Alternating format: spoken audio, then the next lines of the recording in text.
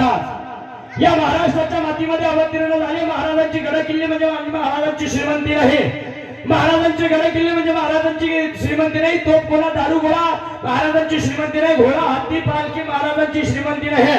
तर महाराजांची श्रीमंती जर काय असेल तर महाराजांनी 18 पगड जातीवरती जे प्रेम केलं, 16व्या शतकामध्ये मासाहेब जिजाऊ आणि मासाहेब जिजाऊंच्या पुढे या हिंदवी स्वराज्य संस्थापना व्हायच्या आधी या महाराष्ट्राच्या मातीवरती मुघलशाही नाचत होती। थया थया दिवसा ढवळ्या पुरीला लुटल्या जात होतं आणि मासाहेबांच्या कानावरती किंटाळ्या येत होत्या।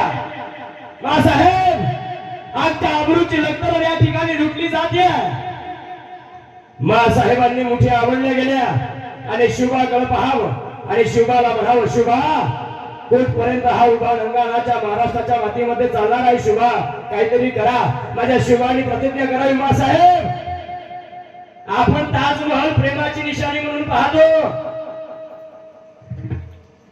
अरे ताज क्या देखते हो, जन्नत तो सह्याद्री है, उन दिल्ली वालों को भी पूछो उनकी जान मराठा ही है।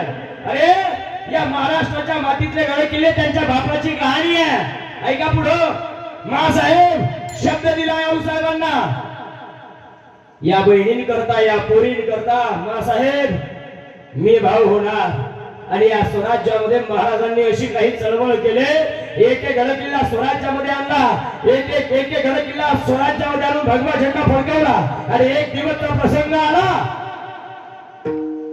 महाराज औरंगजेबाच्या वाढदिवसाकरता गेल्याच्या नंतर कैद झाली होती महाराजांना। महाराज कैदेतून सुटले, पुन्हा स्वराज्यात आले। आता पुन्हा त्या